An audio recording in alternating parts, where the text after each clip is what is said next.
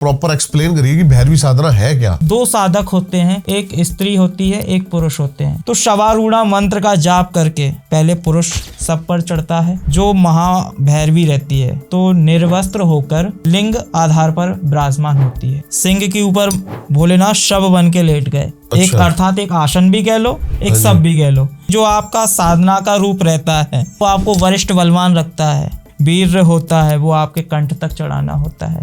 पहले नाभि तक लेके आना होता है, नाभि से आपको हृदय तक लेके आना होता है, हृदय से आपको कंठ तक लेके आना होता है, उसे ढांक कर कि भाई कोई देखे ना, कोई सुने ना। इस प्रकार कान में मंत्र फूंका जाता है। स्त्री भी नगन होती है और पुरुष भी नगन होता है। उसमें क्या रहता है, शिव और पार्वती का मिलन होता है, अर्थात भैरव और भैरवी का मिलन होता है। भैरवी साधना का मोटिव क्या है, मतलब उसके पीछे का कारण क्या है? 3.5 घंटे तक चलता है वो प्रोसेस? जब तक 1.25 लाख मंत्र का जाप ना हो जाए। और 1.25 लाख मंत्र का जाप कब होता है पूर्ण रूप से, उसमें कम से कम अवधि आपको लगती है 4 से 5 दिन। तब तक दोनों हिल नहीं सकते हैं और इतना कोई वरिष्ठ बलवान है नहीं। मेरे पास ऐसे केस आते हैं मारण मोहन उच्चाटन करवाने के लिए। मारण आपने किया हुआ है? अवश्य किया है। मैंने एक पुरुष का मारण किया था। एक सबकी आंत निकालनी होती है। आंत निकालने के बाद जो सर्प होता है, जहरीला सांप होना चाहिए। जहां वो 1.25 लाख मंत्र का जाप हुआ पूर्ण, कि सच में गर्दन अलग हो जाती है। आपने जो कर्ण पिशाचिनी साधना करी हुई है या फिर यक्षिणी साधना करी हुई है, उसका प्रोसेस क्या था करने का? यक्षिणी एक प्रकार की नहीं होती, कई प्रकार की होती है। लक्ष्मी यक्षिणी होती है, सुरसुंदरी यक्षिणी होती है, लेकिन इसमें देखा जाए तो सबसे बढ़िया कार्य करती है लक्ष्मी यक्षिणी, जो सात्विक भी है और पवित्र भी है। आप महादेव के मंदिर में जाके या नारायण मंदिर में जाके ये साधना कर सकते हो। जो आपने करी हुई लक्ष्मी यक्षिणी है जी। कार्य क्या होता है बेसिकली इसका? आपको कभी भी धन से वंचित नहीं होना होता है। कोई भी आप कार्य करते हो वो आपका सफल होता है, क्योंकि इनके साथ में हरिद्रा गणपति भी चलते हैं। तंत्र तो अर्जुन ने भी किए, भगवान कृष्ण ने नहीं किए। तंत्र क्या, कैसे? छलिया भी माना गया है उन्हें। तो भाई मोहिनी बन के अपना रूप दिखा दिखा के भाई सबको छल लेते थे। क्या बंसी में तंत्र नहीं था क्या? अब जो माँ मातंगी थी स्वयं मुरली में विराजमान होती थी। मोक्ष क्या है?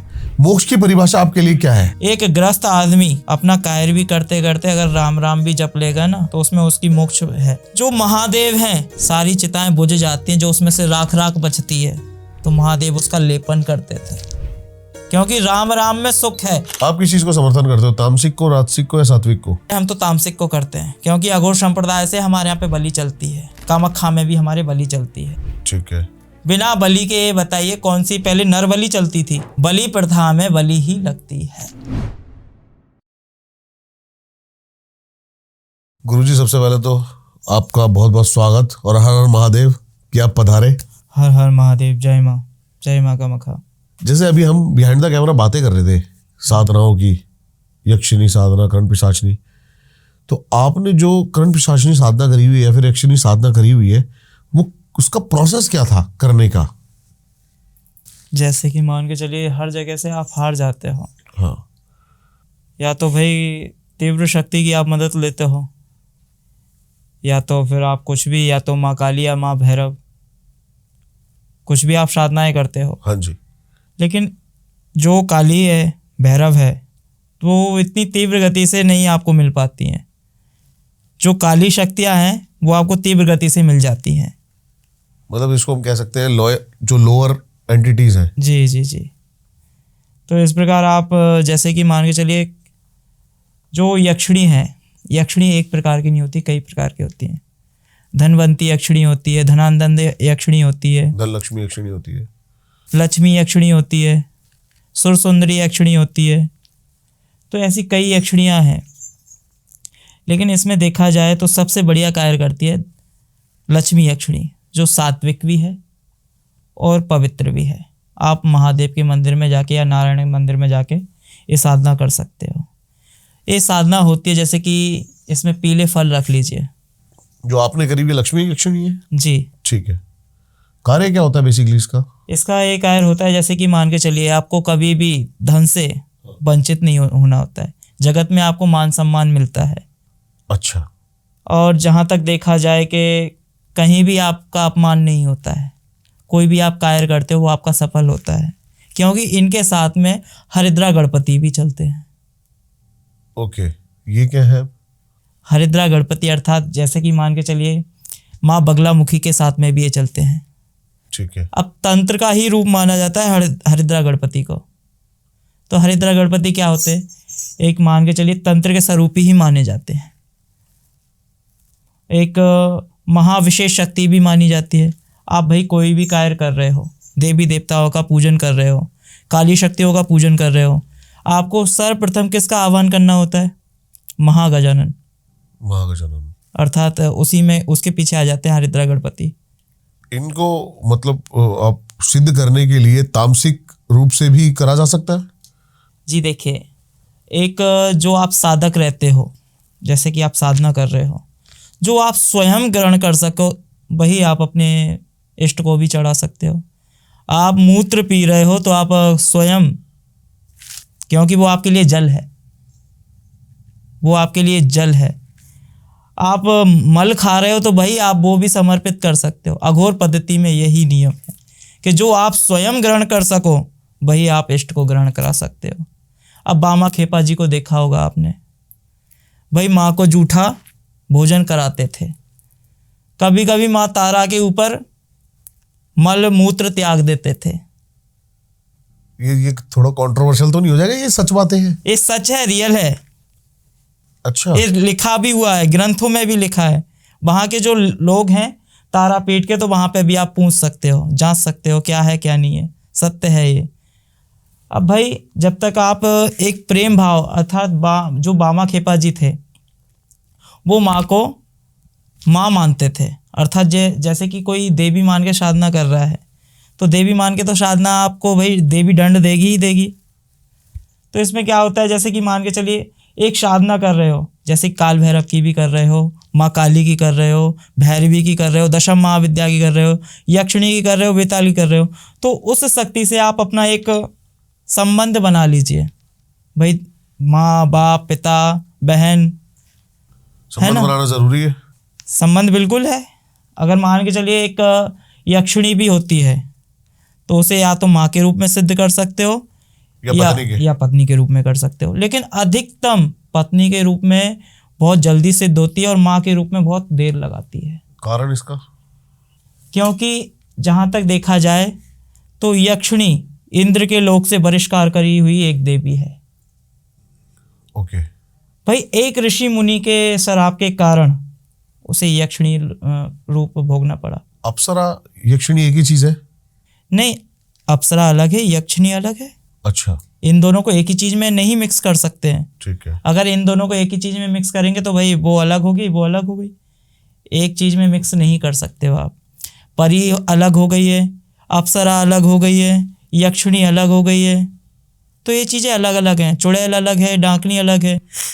जैसे कि कहते हैं ना, माँ के साथ में दो एंटिटी चलती हैं बगल में, तो क्या है, एक जया है एक विजया है। उसे डाकनी भी बोला जाता है, शाकनी भी बोला जाता है। अच्छा। डाकनी शाकनी जो माँ छिन्न मस्तिका के इर्द गिर्द खड़ी हुई हैं। जो माँ छिन्न मस्तिका है तो माँ ने अपना जैसे कि स्नान कर रही थी माँ जो पार्वती थी तो स्नान कर रही थी। स्नान करते करते कुंड में क्या हुआ? हाँ जी। माँ को जो डाकनी शाकनी थी अर्थात जया और विजया माँ की परम सहेलियाँ थीं। ठीक है। तो भाई इसमें क्या हुआ कि उनको उदर में भूख लगी। अब माँ तो भाई जगत का पालन कर रही है, जगत का पालन कर रही है, तो भाई माँ से उन्होंने कहा कि आप जगत का पालन कर रही हो तो आप हमें भी भोजन दो। तो जहाँ तक देखा जाए कि माँ नगन अवस्था में, अर्थात एक वस्त्र था, पूर्ण रूप से भी माँ नगन अवस्था में नहीं थी। तो जिस प्रकार देखा जाए तो जया और विजया को उदर में भूख लगी, तो उस प्रकार माँ से उनने गुहार की कि आप माँ जगत का पालन करती हो, सबको भोजन देती हो, माँ अन्नपूर्णा हो आप, हमें भी उदर में भूख लगी है, आप भोजन दो हमें। तो इस प्रकार उनने, भाई माँ तो बच्चों का दुख देख नहीं सकती है। जिस प्रकार अपन कहेंगे माँ, तो माँ में क्या होता है, ममता आ जाती है। इसमें एक चीज भी कहा गया है, पूत तो पूत सुने हैं लेकिन माता सुनी कुमाता। देखो, एक पूत कपूत हो सकता है, माता कुमाता नहीं हो सकती, ये चीज होती है। आज के जमाने में ये पॉसिबल है? देखिए पॉसिबल है, मुझे नहीं लगता है। मुझे तो लगता है कि आजकल माता भी कुमाता हो रही है। देखिए कलयुग है ये 100% में से 80% हो चुका है, 20% भी अभी ये चीज ममता है। हाँ 20% ही है, लेकिन 20% माँ की ममता है, लेकिन माँ की ममता कभी भी ख़त्म नहीं हुई है। अगर मान के चलो मैं भी हूँ, मैं इनको माँ को गले में धारण करे हूँ।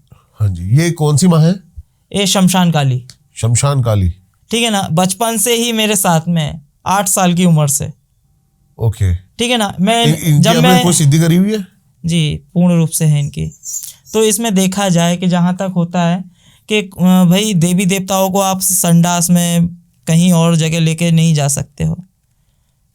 आप मल मूत्र भी त्याग रहे हो तो ये चीज़ नहीं होती है, या तो आदमी पागल हो जाएगा। तभी मेरे को वो वाला कॉन्सेप्ट समझ नहीं आता जो आपने बोला ना कि अघोरी जैसे मल खाते हैं, क्या ऐसा जब है? आप एक अघोर पद्धति में आते हो हाँ, तो सबसे पहले आपको मल मूत्र का ही सेवन करना होता है।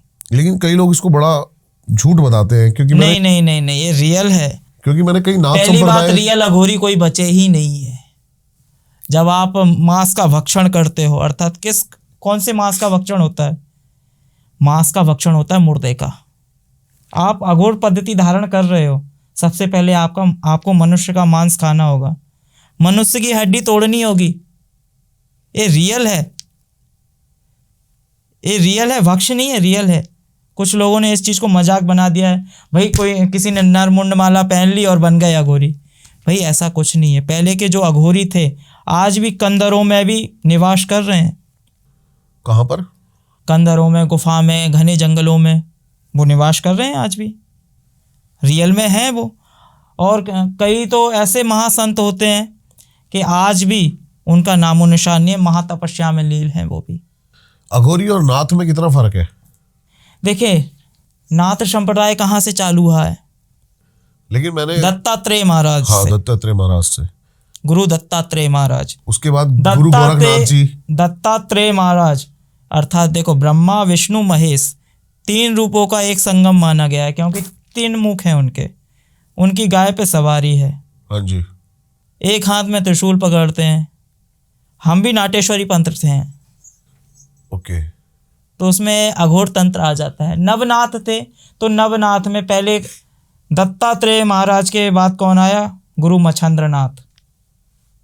मच्छंद्रनाथ के गुरु हुए गुरु गोरखनाथ, जिन्होंने कीलित किए सारे तो इसी श्रावण मंत्र बनाए। देखिए, हर चीज प्रभु ने कीलन कर दिए थे, महादेव ने कीलन कर दिए थे। आज भी मयोंग में हैं जो चीजें, स्त्री तंत्र को छोड़ दिया था।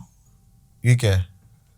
जो देखिए शावर मंत्र कीलन हो गया था। हाँ, नहीं, जहां तक देखा जाए शावर मंत्र कीलन नहीं हुआ था। एक स्त्री तंत्र, एक सावर मंत्र, 2 तंत्र कीलन नहीं हुए थे। हाँ जी, हाँ जी। और बाकी के देखिए किन्नरी तंत्र कीलन कर दिए थे, उच्चाटन तंत्र कीलन कर दिए थे, स्तंभन कीलन कर दिए थे, मारण कीलन कर दिए थे। ये सारे तंत्र महादेव ने कीलन कर दिए थे। अब भाई जो अघोर का संप्रदाय आया है वो अघोर शिव से आया है, अघोर शिव से आया है। अघोर शिव क्या है? महातीव्र गति से महाशमशान में वास करने वाले स्वामी। वो भी नरमुंड माला धारण करके पहनते हैं। हाँ जी। अब कुछ स्कल्स होते हैं, जैसे मान के चलिए कुछ पहले माँ ने जो काली जी थी, माँ काली थी, अर्थात भद्रकाली भी होती है, सर्व परम प्रिय होती है माँ भद्रकाली। फिर आती है महाकाली, ठीक है, आती है गुइया काली। काली भी एक 8 प्रकार की काली होती हैं। फिर उनमें 3 देवियाँ महावरिष्ठ हो जाती हैं। एक महाकाली हो गई, एक दक्षिणेश्वर काली हो गई, एक भद्रकाली हो गई। ये 3 काली। और जो दक्षिणेश्वर काली है तो वो सादा सिंपल रूप में है, अर्थात माँ ममतामय रूप में है, क्योंकि जहाँ शमशान से नाश करके वो रुकी थी तो शिव के ऊपर, अर्थात शव के ऊपर पैर। शिव और शव एक ही समान हो जाते हैं। अब भाई माँ कामाख्या को भी देख सकते हो आप ये चीज़, कि जो माँ कामाख्या है उनने भी शिव के ही ऊपर शक्ति का रूप लिया था। अच्छा। जो देखा जाए कि एक सिंह हुआ, सिंह के ऊपर भोलेनाथ शव बन के लेट गए। अच्छा। एक अर्थात एक आसन भी कह लो, एक शव भी कह लो, क्योंकि आसन के बिना माँ पूर्णता ही में नहीं है। शव साधना तभी करी जाती है? शव साधना ऐसे नहीं होती है, शव साधना शमशान में होती है। हाँ। शव साधना 3 प्रकार से होती है। जैसे कि मान के चलिए एक सुंदरवान स्त्री का ध्यान करते हुए होती है, ठीक है ना, अर्थात माँ को भार्या के रूप में पूजना। ये तो हो ही नहीं सकता है कभी भी। जो मैं आपको बता रहा था कि जो आपका वीर होता है वो आपके कंठ तक चढ़ाना होता है। पहले नाभि तक लेके आना होता है, नाभि से आपको हृदय तक लेके आना होता है, हृदय से आपको कंठ तक लेके आना होता है। जो आपका वीर होता है, वीर को उल्टा चढ़ाना होता है। ओके। ऐसा होता ही नहीं है, कई बार तो भाई ये भैरवी साधना में भी होता है। अभी भैरवी साधना की बात करेंगे प्रॉपर। ये महादेवियों में यही चीज मानी जाती है। कुछ लोगों ने भैरवी साधना को काम वाशित का एक वो बना दिया है।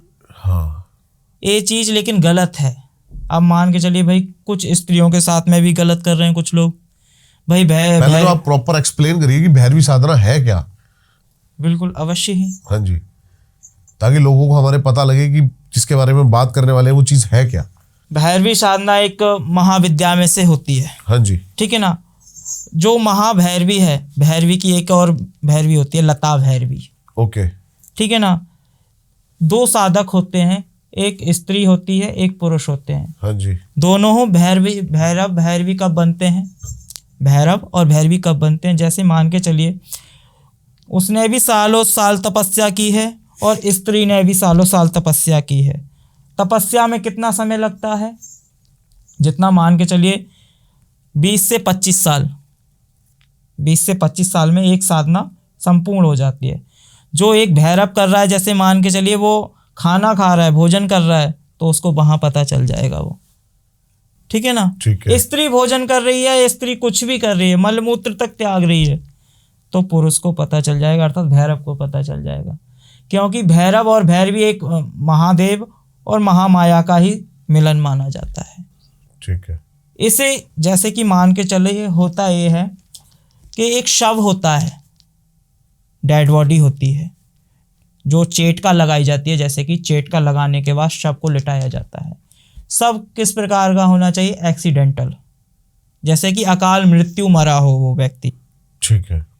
जैसे कि कोई खा के मर गया, ठीक है ना। अब इसमें ये चीज़ होती है, कोई फांसी लगा के मर गया, कोई एक्सीडेंट से ही मर गया, कोई पानी में डूब के मर गया। तो इस प्रकार वो साधनाएं होती हैं। और जिस प्रकार होती है तो शवारूढ़ा मंत्र का जाप करके, शव आसन पूजित करके, उसका पूजन करने के बाद पहले पुरुष सब पर चढ़ता है। चढ़ने के बाद जो महाभैरवी रहती है तो निर्वस्त्र होकर लिंग आधार पर विराजमान होती है। लिंग तो आप समझते होगे। हाँ जी। लिंग आधार पर विराजमान होती है। जो भैरवी है, स्त्री भी नगन होती है और पुरुष भी नगन होता है, लेकिन उसमें क्या रहता है? शिव और पार्वती का मिलन होता है, अर्थात भैरव और भैरवी का मिलन होता है।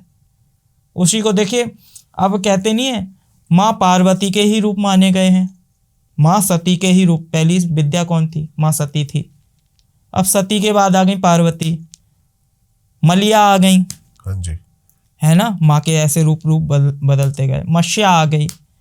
तो माँ ने कई रूप बदले हैं, लेकिन जो रूपों में रूप लिए हैं तो वो माँ पार्वती ने लिए हैं। अब माँ कहते नहीं है कि भाई जो 9 जन्म थे माँ के, 9 विद्याएं बनी 9 विद्याएं थी। ठीक है ना। जिसको अपन पूजित भी करते हैं, अर्थात जैसे कि मान के चलिए 9 देवियां आती हैं, गुप्त नवरात्रियां आती हैं, उसमें दशम महाविद्या की होती है। जो शारदीय नवरात्रि होती हैं तो उनमें अपन नव विद्या की करते हैं, है ना। चैत नवरात्रियां भी आती हैं तो उनमें दोनों की होती है। हाँ जी, हाँ जी, हाँ जी। एक रूप उसका पूजा जाता है, एक रूप उसका पूजा जाता है। ठीक है। तो इसी प्रकार ये साधनाएं होती हैं। जो माँ ने रूप धारण करने के लिए क्या किया था? जो अघोर शिव थे, हाँ जी, तो माँ के हाथ में उनने अपनी एक जटा खींच के गुरु दक्षा के रूप में बांधी थी। जैसे कि शिष्य के कान में मंत्र बोला जाता है। किस प्रकार बोला जाता है? उसे ढांक कर, कि भाई कोई देखे ना, कोई सुने ना। इस प्रकार कान में मंत्र फूंका जाता है। इस प्रकार हो गई। अब जो 9 सर्कल थे, मतलब मुंड थे, अर्थात जो 9 खोपड़ियां थी, माँ की ही थी। अब माँ ने जो नरमुंड की माला पहनी थी वो 108 बाद में पहनी थी, जब रण में चली थी वो, उसे शमशान कालिका भी बोला जाता है, रण की चंडी भी बोला जाता है। अच्छा अच्छा अच्छा। तो भाई इस चीज में ये चीज होती गई। तो जैसे जैसे रूपों का भान हुआ माँ को, तो माँ जो काल रात्रि का रूप था उसमें माँ भयभीत हो गई। ये रूप कौन सा है, ये रूप कौन सा है, इतना भयंकर, इतना डरावना, एक हाथ में वज्र, खप्पर, मुंडो, एक हाथ में मुंड। तो इस प्रकार माँ भयभीत हो गई, ये भाई कौन सा विकराल रूप है, चतुर्भुजी रूप। माँ गधे पे बैठी है, उसे काल रात्रि माँ बोला जाता है। तो माँ काल रात्रि इस प्रकार उनने दर्शन दिए तो माँ भयभीत हो गई बहुत। तो उन्होंने कहा, उठ के वो अपने स्थान से चली गई। अब भाई महाकाली का रूप का भान हुआ उन्हें, तो महाशिव ने कहा, तू ही दुर्गा, तू ही काली, तू ही चंडी, तू ही महाभगवती। तो इस प्रकार माँ का उनने रूपों का वखान किया। तो माँ थोड़ी शांत हुई, हाँ मैं हूँ, मेरे पहले के ही रूप थे। तो इस प्रकार माँ के रूपों का बखान हुआ। अच्छा, भैरवी साधना की बात कर रहे थे गुरुजी, भैरवी साधना का मोटिव क्या है, मतलब उसके पीछे का कारण क्या है? क्योंकि आजकल मैंने जहां तक देखा है इसमें बहुत ज्यादा फ्रॉड हो रहा है लड़कियों के साथ। जो साधक है वो लड़कियों का मिसयूज करके भैरवी साधना का प्रचलन करते हैं। जैसे कि आपने बताया कि वो लिंग के ऊपर उनको आह्वान करना पड़ता है और 1.25 लाख मंत्र का जाप होता है। 3.5 घंटे तक चलता है वो प्रोसेस। जब तक 1.25 लाख मंत्र का जाप ना हो जाए तब तक दोनों हिल नहीं सकते हैं। और 1.25 लाख मंत्र का जाप कब होता है पूर्ण रूप से, कि जैसे कि मान के चलिए किसी को 11 दिन भी लग जाते हैं, किसी को 21 दिन भी लग जाते हैं। जो निरंतरण जाप चल रहा है उसमें कम से कम अवधि आपको लगती है 4 से 5 दिन। ओके। और इतना कोई वरिष्ठ बलवान है नहीं कि जो 4 से 5 दिन बैठ सके। लेकिन बताते हैं उससे पहले साधक कई जड़ी बूटियां खाते हैं, लुपालुप नाम की कोई जड़ी बूटी आती है। ऐसा कुछ नहीं है, ऐसा कुछ नहीं। जो आपका साधना का रूप रहता है वही चीज होती है कि वो आपको वरिष्ठ बलवान रखता है। उसमें आपको काम वासित नहीं सोचना होता है। अर्थात जैसे कि मान के चलो ये सोचो कि भाई मैं काम वासित में हूँ, मैं सेक्स क्रियाएं कर रहा हूँ, तो ये चीज गलत है। मैंने जहां तक आपको बताया है कि इस चीज में शिव और पार्वती का मिलन माना जाता है, अर्थात भैरव और भैरवी का मिलन माना जाता है। फिर उसके बाद क्या प्रोसेस है? शक्तियां मतलब कैसे काम करती हैं? जैसे कि एक भैरव और भैरवी मिले, जैसे कि मान के चलिए कुछ ऐसे लोग रहते हैं जो इस चीज़ों को, मेरे गुरुजी थे प्रचंडनाथ जी गुरुजी थे, हाँ जी, ठीक है ना। तो महागुरु ने मेरे वो साधना संपन्न की। वो कम से कम उनकी आयु इतनी थी कि मुझे स्वयं नहीं पता, जब वो उनके खाल तक लटकने लगी थी, अर्थात कम से कम 200 से ऊपर हो चुकी थी उनकी आयु। तो इस प्रकार उनने की। और इसके बेनिफिट ये होते हैं कि जैसे मान के चलिए समय चक्री गति से आगे देखना। अच्छा, समय चक्री गति से आगे देखना, किसी का भी भविष्य आप पढ़ सकते हो, ठीक है ना। अच्छा बुरा आप किसी के बारे में भी कर सकते हो। इसमें मारण, उच्चाटन, वशीकरण, स्तंभन, ये बहुत छोटे छोटे कायर हैं। आप इसमें कुछ भी कर सकते हो, XYZ कुछ भी। जो आप अपने माइंड से सोचोगे भी ना, वो पल भर में हो जाएगा। ओके। वो सिर्फ एक चुटकी बजाने का खेल रहता है, अर्थात आप माइंड से सोचोगे वहां हो गया वो। आपसे अभी मेरी बात हो रही थी तो आपने बताया कि मेरे पास ऐसे केस आते हैं मारण, मोहन, उच्चाटन करवाने के लिए। मारण आपने किया हुआ है? अवश्य किया है। कोई पापी को मानने में मुझे कोई हर्ज नहीं है।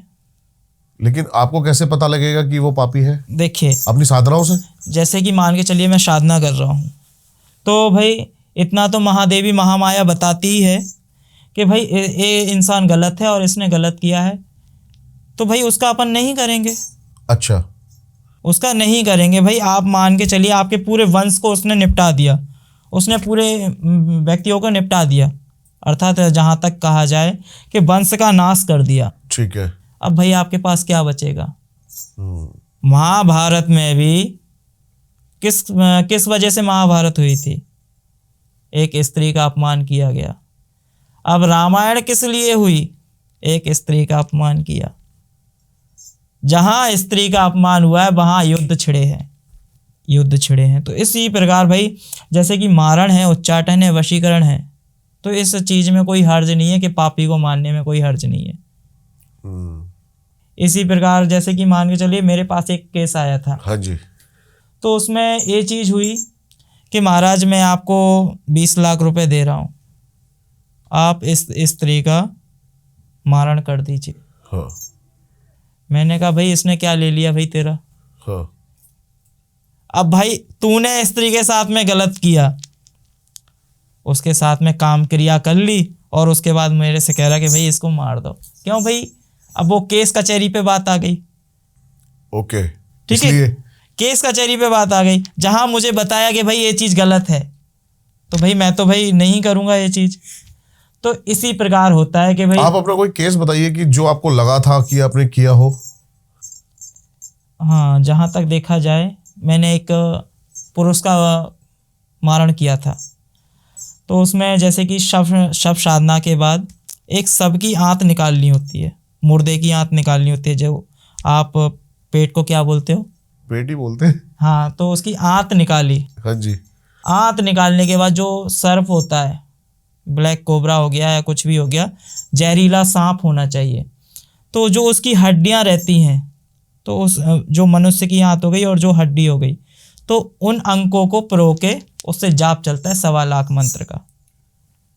ठीक है ना, जहां वो 1.25 लाख मंत्र का जाप हुआ पूर्ण, वह व्यक्ति मृत्यु के घाट उतर जाता है, जीवित नहीं रह पाता है। जहां चाहे वो आप 1 दिन में करो, चाहे वो 5 दिन में करो, चाहे 10 दिन में करो, 1.25 लाख मंत्र का जाप होना चाहिए। और भी तरीके मारण क्रियाओं के? जी बिल्कुल है। जैसे कि जहां तक देखा जाए भैंसे की खाल के ऊपर बैठ के, बिल्कुल सही कहा आपने। ठीक है ना, भैंसे की खाल के ऊपर मारण क्रिया होती है।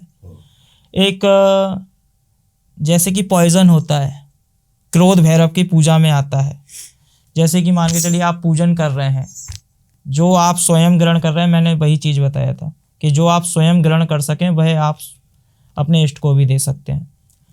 तो क्रोध भैरव की पूजा में जिस व्यक्ति का आप नाम लेते जा रहे हो कि भाई तेरा नाश हो या कुछ भी, इस चीज़ को गलत नहीं लेना। हाँ जी, हाँ जी, हाँ जी। ठीक है ना, तो इस चीज़ में 5 आहुति आप विष की डालोगे क्रोध भैरव के मंत्र के साथ में, क्रोम क्रीं क्रोम क्रोध भैरवाय हुम फट स्वाहा। ठीक है ना, तो क्रोध भैरव का मंत्र जहां आपने समाप्त किया 5 आहुति के साथ में, ऐसा नहीं, वो व्यक्ति सिद्ध भी होना चाहिए कि उसने क्रोध भैरव की साधना पूर्ण रूप से की हो। और जो साधना नहीं करते हैं भाई, वो स्वयं क्रोध भैरव उसको ही निपटा डालते हैं। ऐसा भी है? हाँ, ऐसा भी है कि जहाँ तक देखो आप साधना नहीं कर रहे हो और आप महाउग्र रूपा का आप ध्यान कर रहे हो। अब क्रोध भैरव क्यों कहा गया उन्हें? महानयन विशाला, अर्थात उनके जो नेत्र हैं, उनके नेत्र से ही अग्नि बरसती है, तो क्रोध भैरव महाक्रोध भैरव के रूप में पूजे जाते हैं वो। इसी प्रकार एक मारण क्रिया ये हो गई। हाँ जी। ठीक है ना, अब जैसे कि मान के चलिए मुर्दे का जो कफन रहता है, मुर्दे का कफन रहता है, तो एक त्रिकोण बनाइए, चाहे वो आप कोई सा भी उसका वस्त्र हो, मुर्दे का होना चाहिए, एक्सीडेंटल बॉडी का होना चाहिए। ठीक है। तो अर्थी पे लगा के ले जाते हैं बहुत से लोग, उसे मुर्दे का कफन बोला जाता है।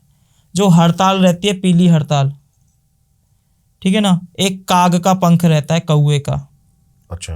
तो बीच में त्रिकोण बना दीजिए, उसमें बीजाक्षर मंत्र लिख दीजिए, बगलामुखी का लिख दीजिए। जैसे कि ह्रीम होता है, बगलामुखी का हो गया। भैरव में भी ह्रीम ही आता है बीजाक्षर। जब आप एक पेड़ लगाते हो तो बीज से ही चालू करते हो उसे, इसलिए उसे बीजाक्षर मंत्र बोला जाता है। ठीक है ना, इस प्रकार हो गया। अब शमशान काली का लिखोगे तो क्रिंग आ जाएगा। जिस देवता को आप मान रहे हो उस देवता का बीजाक्षर मंत्र लिखा जाता है।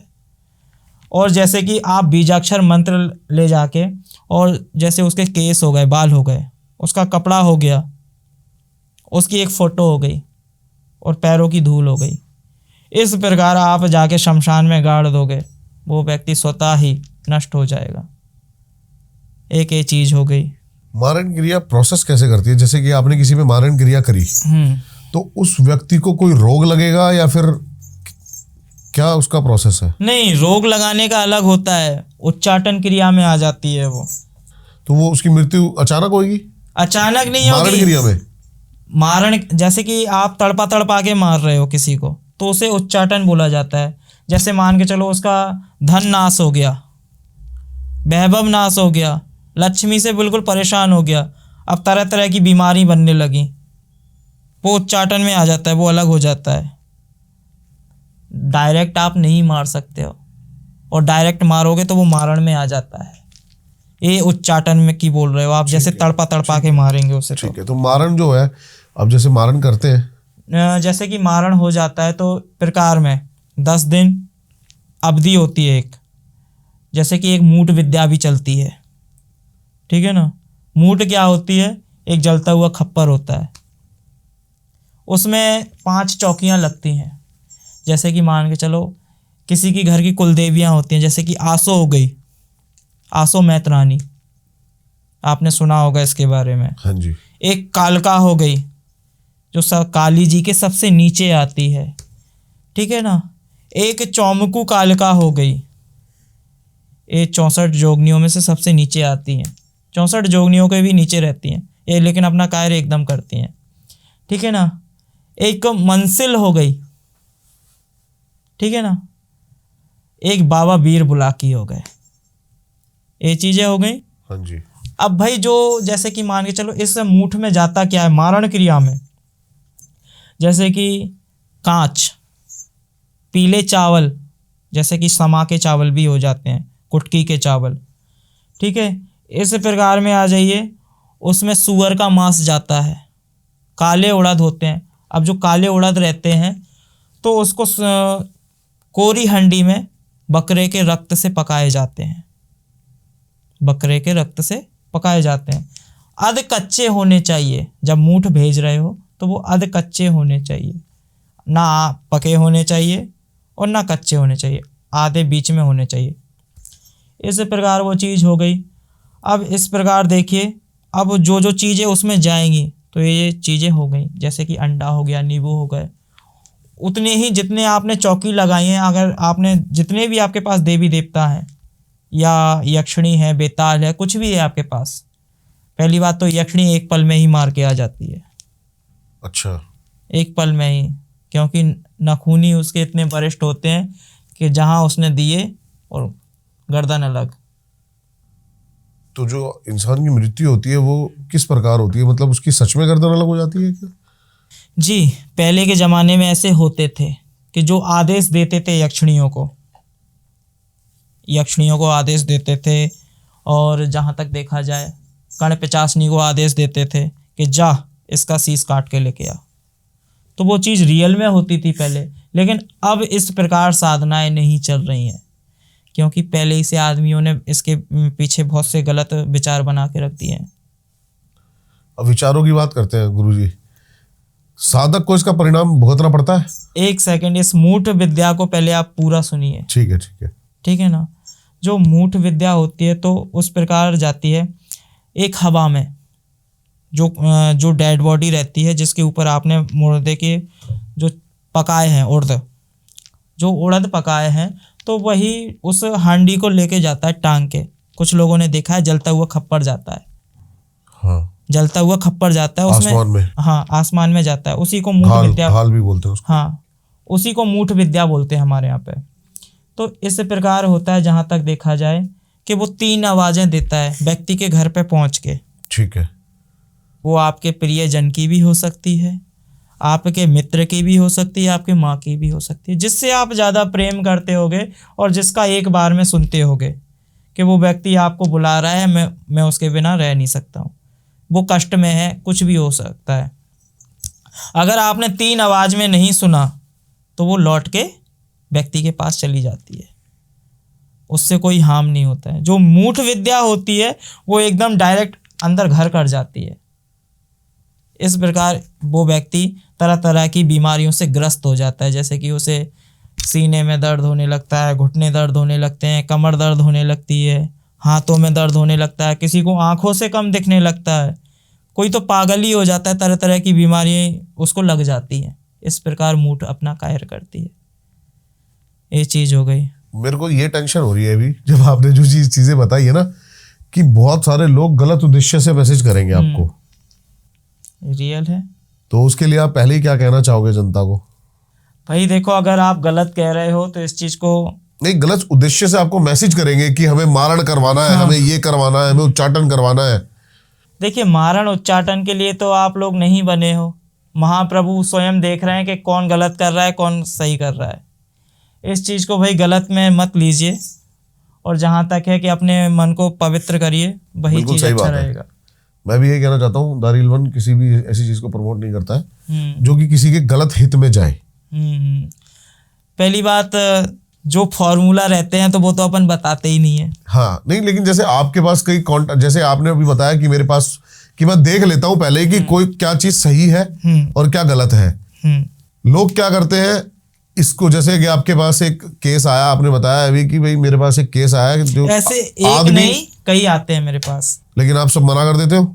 नहीं, जो मुझे दिखता है कि भाई हाँ इसने गलत किया है, तो मैंने पहले भी आपसे कहा है कि भाई पापी को मानने में मुझे कोई हर्ज नहीं है। पापी को मानने में मुझे कोई हर्ज नहीं है। जब महाभारत हुआ था तो किस चीज़ के लिए हुआ था? मान सम्मान के लिए ही तो हुआ था। लेकिन इस चीज़ को अभी भी मैं कहता हूँ कि भाई जो गलत सोच रहे हैं वो कृपया मुझे ना देखें। गुरुजी वही हो पता है सकता क्या है। इसमें थोड़ा सा बहुत अलग वो चला जाता है, क्योंकि मान सम्मान के लिए युद्ध करना एक वीरता है, लेकिन क्रियाएं करना मेरे हिसाब से गलत है। क्योंकि एक भाई देखो, एक चीज मैं आपसे कहूं कि देखो, साम दाम दंड भेद, युद्ध की नीति में सब जायज है।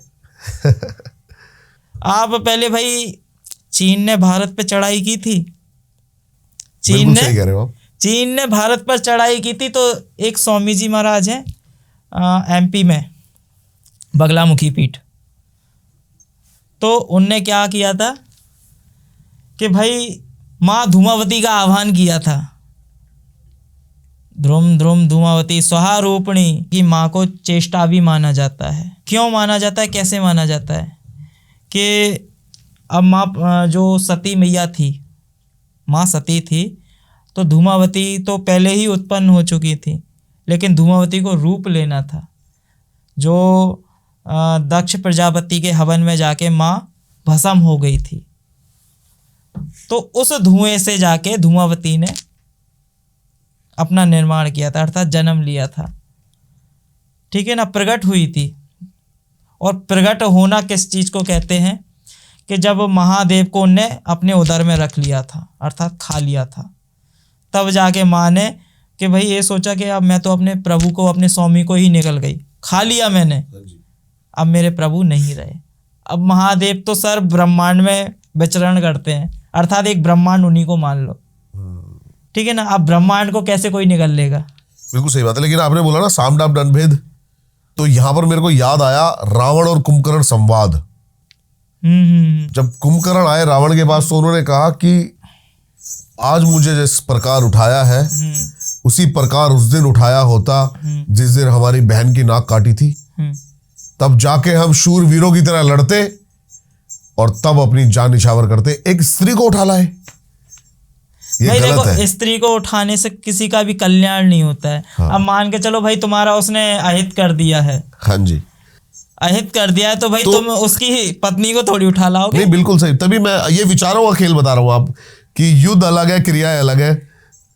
तो इसी में आ जाता है महाराज, मैं वही चीज आपको बता रहा हूँ। हाँ जी, कि भाई जब चीन ने अपने ऊपर चढ़ाई की थी एमपी पे, मध्य प्रदेश में, पूरे भारतवर्ष पे, तो स्वामी जी महाराज ने माँ धूमावती का आह्वान किया था। तो धूमावती क्या है? ततैया, बिच्छू, मक्खी, सांप, नेवले, ये सब चीज़ों की उनने सेना भेजी थी। इस चीज़ में आज भी ग्रंथ में लिखा है, पढ़ लेना आप। अच्छा, हाँ, तो भाई ये तो चीज़ भाई तंत्र का सहारा नहीं लेना चाहिए था, ये चीज़ तो गलत हो जाती फिर। बिल्कुल सही बात है। हाँ, देखो, माँ का सहारा लेने में कोई हर्ज नहीं है। नहीं, मैं तंत्र के सहारे को गलत नहीं बता रहा हूँ। हाँ। लेकिन तंत्र का सहारा मैं चाहता हूँ कि अपनी उपलब्धि और अपने आप को बड़ा बनाने के लिए। आप हर जगह से हार जाते हो, हाँ जी, तब आपको एक सहारा कौन दिखता है? ईश्वर, परमात्मा। वैसे आप कभी पूछोगे नहीं उसको। इसमें सबके देखो, इसमें थोड़े से विचार बहुत ज्यादा अलग है मेरे। हाँ। तो हाँ हाँ, बोलिए बोलिए। मैं जैसे कि अब बहुत ज्यादा प्रभावित हूँ गीता से, तो तंत्र का सहारा, जैसे कि तंत्र तो अर्जुन ने भी किए, अर्जुन ने भी किए हैं। अब और जहाँ तक देखा जाए भगवान कृष्ण ने नहीं किए हैं तंत्र। क्या कैसे? छलिया भी माना गया है उन्हें तो। हाँ भाई, मोहिनी बन के अपना रूप दिखा दिखा के भाई सबको छल लेते थे। ये क्या है? क्या बंसी में तंत्र नहीं था क्या? बोलिए। उसको बोल सकते हैं वशीकरण। वशीभूत तो भाई तंत्र नहीं था क्या उसमें?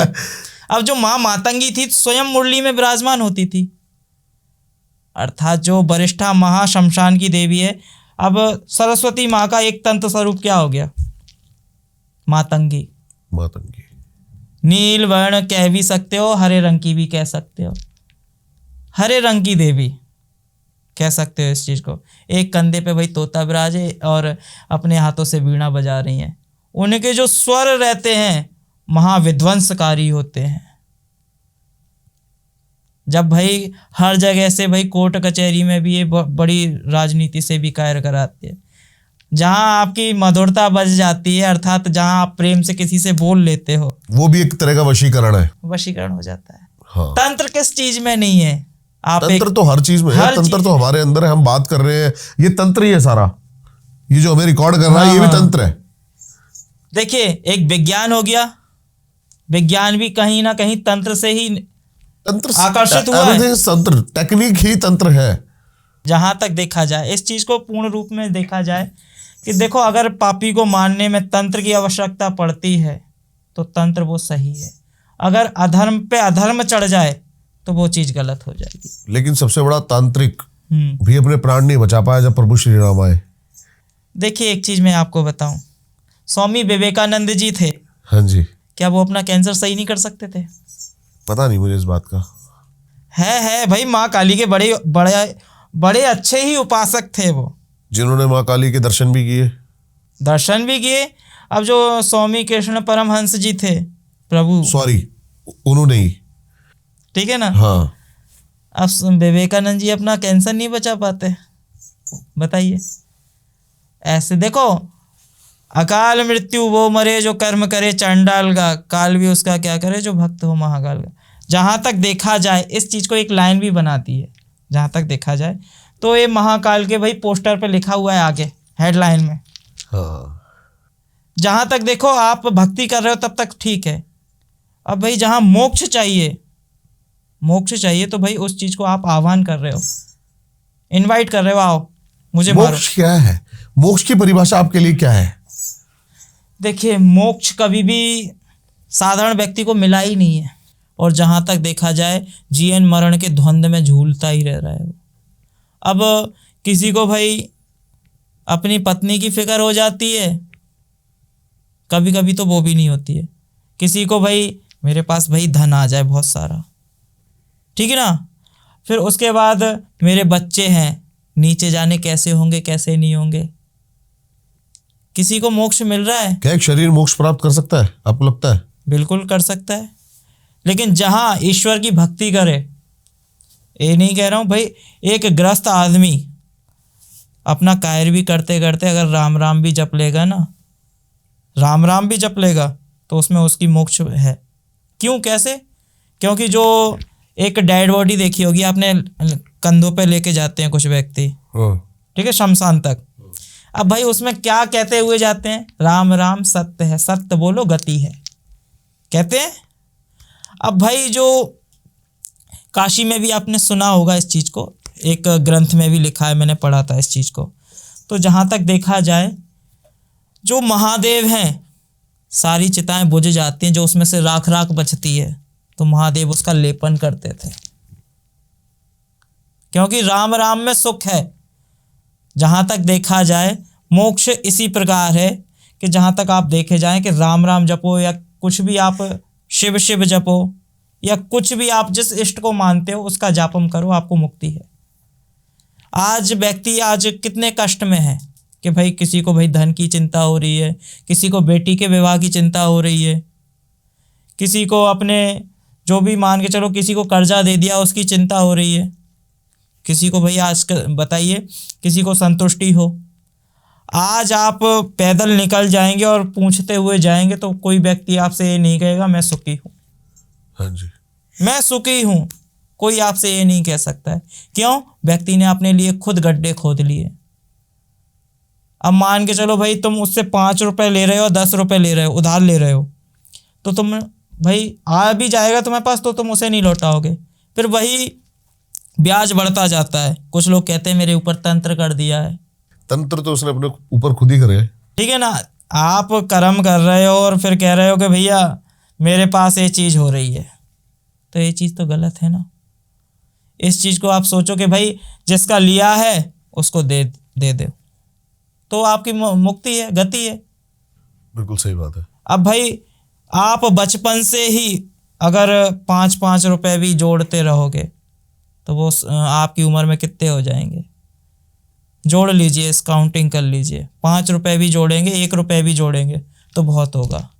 इतना होगा कि एक बेटी की शादी कर लो। कई लोगों का मानना ये है ना, कल किसने देखा है। तो भाई वही चीज़ है ना कि मुक्ति नहीं मिल रही है। हाँ। जीवन मरण के द्वंद में झूलते रह रहे हैं, किसी की मुक्ति हो ही नहीं पा रही है। जिसकी हो रही है तो भाई आज मान के चलिए जो भविष्य लेखा होती है, अर्थात जिसके पाप और पुण्य लिखते हैं उसको भविष्य लेखा बोलते हैं। हाँ जी। एक पाप लेखा भी होती है, 2 प्रकार की होती हैं पुस्तक। तो उसमें पाप लेखा में पाप लिखते जाते हैं, पुण्य लेखा में पुण्य लिखते जाते हैं। आप जो करोगे वो आपके आगे आएगा। बिल्कुल सही बात है, ये सच्चाई है। जो आप करोगे वो आपके आगे आएगा। अब जैसा भाई खाओगे, मैं सटकर्म कर रहा हूँ तो भाई मेरे आगे भी आएगा वो। ये सच्चाई है। इस चीज से कोई बचा नहीं है। इसमें कोई दोहराई नहीं है। अब भाई एक अघोरी रहता है तो क्या करता है? मांस का भक्षण करता है। भाई कुछ अघोरी हैं तो इस चीज को क्या है, मदिरा में लेते हैं। वो मदिरा में नहीं होता, अमृत पान में होता है। किस प्रकार होता है? महुए का रस चलता था पहले। हाँ।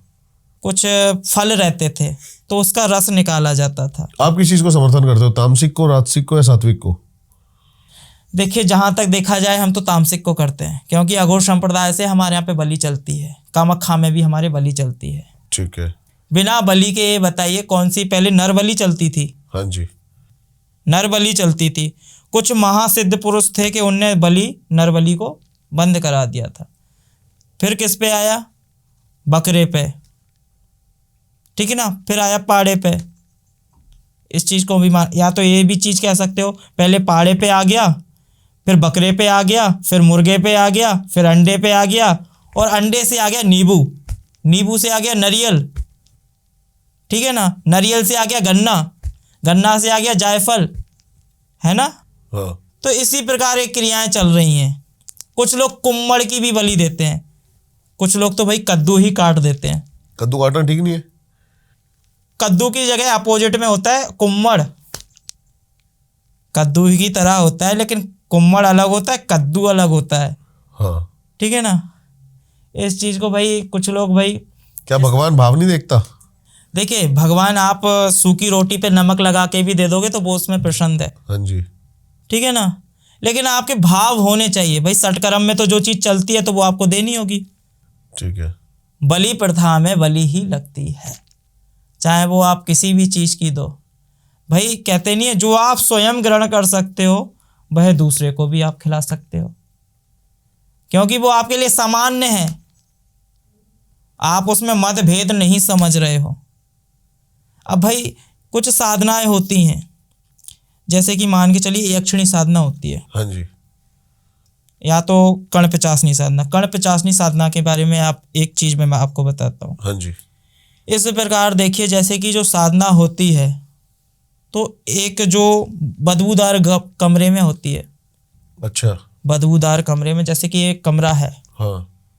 तो अगर इसमें आपने कुत्ते को मार के डाल दिया, बकरे को मार के डाल दिया, कुल मिला के बदबू आनी चाहिए। एक आम का दरख्त रहता है, अर्थात एक पटा बना लो आप, चौकी बना लो उसकी, उसी पे यक्षिणी यंत्र का निर्माण करोगे या कर्णपिचासनी यंत्र का निर्माण करोगे। यंत्र का निर्माण करने के बाद उसमें बीजाक्षर लिखोगे, संपुट मंत्र लिखोगे, जिस प्रकार आप मंत्रों से बुलाओगे उसे, ठीक है ना, उसी आसन पे आपको अपना मल मूत्र त्यागना होगा। मल मूत्र त्यागना होगा। 41 दिन तक आप नहाओगे नहीं, 41 दिन तक नहाओगे नहीं। जिस प्रकार एक नाली में से बदबू आती है, इस प्रकार आपके शरीर में से बदबू आनी चाहिए, तभी जाके कर्ण पिशाचिनी सिद्ध होगी। कर्ण पिशाचिनी सिद्ध होगी। कुछ लोगों ने भाई कि भाई मेरे को भाई कान में बोल रही है वो, और जिस कान में बोलती है वो, तो उस कान से एक कान से सुनाई नहीं देता है, वो कान बंद हो जाता है, बहरा हो जाता है उसका। सिर्फ उसमें कर्ण पिशाचिनी बोल सकती है, उस पर बैठ जाती है अंदर, वो बैठ जाती है। जैसे ही आपने उसका कहा अनसुना किया, तो वो आपके कानों से खून निकालेगी, चिल्लाएगी, चीखेगी जोरों जोरों से। अच्छा, जिस कान पे बैठी होगी उस कान से खून निकलेगा, फिर बहरे हो जाओगे, फिर सुनाई नहीं देगा। यातनाएं भी बहुत है। क्या जी? यातनाएं भी बहुत झेलनी पड़ती जी है। जी बिल्कुल, अवश्य झेलनी पड़ती है। जैसे कि मान के चलो वो 3 वचन रखती है, वो 3 वचन उसके कोई से भी हो सकते हैं। जहां तक देखा जाए तो एक वचन उसमें से ये होगा कि आप मुझे कभी भी छोड़ के नहीं जाएंगे।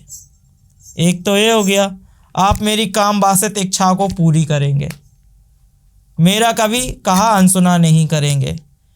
जहां आपने ये चीज़ें मानना बंद कर दिया, आपका विनाश चालू हो गया। ये चीज़ें देखने के लायक हैं। और फिर उस चीज़ में क्या होता है कि वो आपके जो भी घर गृहस्थी वाले ने सिद्ध की है ये चीज़, मेरे गुरुजी थे तो एक लड़के को उनने सिद्ध कराई थी ये चीज़। वो बहुत भाई गुरुजी के पैर दबाए, हाथ जोड़े, और कम से कम 41 दिन हो गए, 40 दिन हो गए, वो गुरुजी के पास बैठा रहा। नहीं गुरुजी, मुझे तो ये साधना चाहिए, मुझे तो साधना सीखनी है। गुरुजी ने कहा बेटा उठाओ चमीटा, एक कमर में दिया उसके जोरों से, मैं दीक्षा नहीं दूंगा, तेरे को बिना दीक्षा के साधना करनी होगी। हाँ गुरुजी मैं कर लूँगा। जब एक आपको गुरु का साथ नहीं मिल रहा है तो आप साधना करोगे कैसे? भाई यक्षिणी आ गई, बुला ली उसको। अब वो चीज़ क्या हुआ कि जहाँ वो आई उसने वचन लिए 3। अब भाई गुरु का तो आपके पास कोई सपोर्ट नहीं है। गुरुजी ने पहले ही कहा था मेरे पास मत आना, मैंने साधना दे दी तेरे को, जा कर ले। अब वो चीज़ हुई तो कुछ दिन हुए, उसको नुकसान उठाने पड़ गए, हानियाँ उठानी पड़ गई। अब जैसे कि मान के चलो कहीं भी जाए वो सब उसको धुतकेरे भगा दें, ठीक है ना। अब उसको जैसे कि मान के चलिए कहीं कोई भी दुकान पे जाए ना तो उसको भगा दे कि जा तेरे में से बदबू आ रही है। अच्छा, हाँ ठीक है ना, क्योंकि जब तक आप एक गुरु को सिद्ध नहीं करोगे, गुरु मंत्रों को सिद्ध नहीं करोगे, जब तक आप एक गुरु को स्थान नहीं दोगे, हाँ जी, बिना गुरु के सारी चीजें करनी बड़ी कोई भारी पड़ साधना सकती है। सफल नहीं होती है। फिर उसमें ये चीज हुई, उसके घर में से मृत्यु होने लगी। वो यक्षिणी कर रही थी? बिल्कुल, कर्ण पिशाचिनी, यक्षिणी नहीं, कर्ण अच्छा, पिशाचिनी। कर्ण पिशाचिनी वो मृत्यु कर रही थी सबकी? बिल्कुल। इस चीज में ये चीज हुई, सबसे पहले उसकी माँ गई, माँ जाने के बाद उसकी वाइफ गई, उसका जो छोटा बेटा था वो भी गया। इसी प्रकार होता है कि जहाँ आप साधना कर रहे हो तो अपने गुरु का निर्देश अनुसार ले लो। और मैं तो ये चीज़ कहता हूँ भाई, ये काली शक्तियाँ करनी ही क्यों है भाई? इतने बढ़िया काल भैरव हैं, महाकाली है, दुर्गा मैया हैं, और जहाँ तक देखा जाए कृष्ण भगवान हैं, भगवान जगन्नाथ हैं, केदारनाथ है, बद्रीनाथ है, अमरनाथ है, इतने तीर्थ स्थान डले हैं। किसी की भी साधना करो, कोई आपको धुतकेरेगा क्या? भाई बाप और माँ के रूप में साधना करो तो सब अपने गले से लगाएंगे। वीर बजरंगी है, ये सात्विक साधना हो गई। पहले कुछ स्त्रियां क्या करती थी, एक चीज होती है जैसे कि हनुमान जी महाराज, हाँ जी, पहले हनुमान जी महाराज के मंदिर के सामने नहीं भटकती थी कुछ स्त्रियां, हाँ ठीक है ना, क्योंकि वो ब्रह्मचर्य स्वरूप में है। हनुमान जी महाराज क्या हैं, एक जागृत अवस्था में है वो, तो स्त्रियों से वो परहेज करते थे, ठीक है ना। लेकिन पंचमुखी अवतार एक ऐसा है उनका, वो रखे हुए हैं। हाँ पंचमुखी अवतार है कि उसमें से एक रूप विवाहित भी है, विवाहित भी है, क्योंकि भाई अष्टनिधि नवनिधि के दाता हो जाते हैं। जब उनने, इनके गुरु कौन थे? सूर्यदेव। सूर्यदेव थे, तो उनने कहा कि 8वीं सिद्धि हम जब देंगे आपको कि जब आपको विवाहित होना होगा। हाँ जी। तो उनने कहा कि मेरी पुत्री से आपको विवाह करना होगा। तो इस प्रकार, लेकिन उनने तब भी संबंध नहीं बनाए थे। हमेशा से वो ब्रह्मचर्य हैं और ब्रह्मचर्य ही रहेंगे। बहुत बहुत धन्यवाद आपका, आप पधारे। जय माँ। और आई होप इतना मजा आपको ही आया हो जितने मजेदार हमने इसको बनाया है। नई नई चीजें आपको देखने और सुनने को मिली हो। जरूर बेस्ट पार्ट कमेंट करके बताना हमें, और फॉलो कर लेना जाके। गुरुजी की सारी आपको लिंक्स जो है वो डिस्क्रिप्शन में मिल जाएंगे, जाके इनको भी फॉलो करना। बाकी बेस्ट पार्ट क्या है जरूर कमेंट्स करके हमें बताना। मिलता हूं आपसे किसी और पॉडकास्ट में। सबको हर हर महादेव।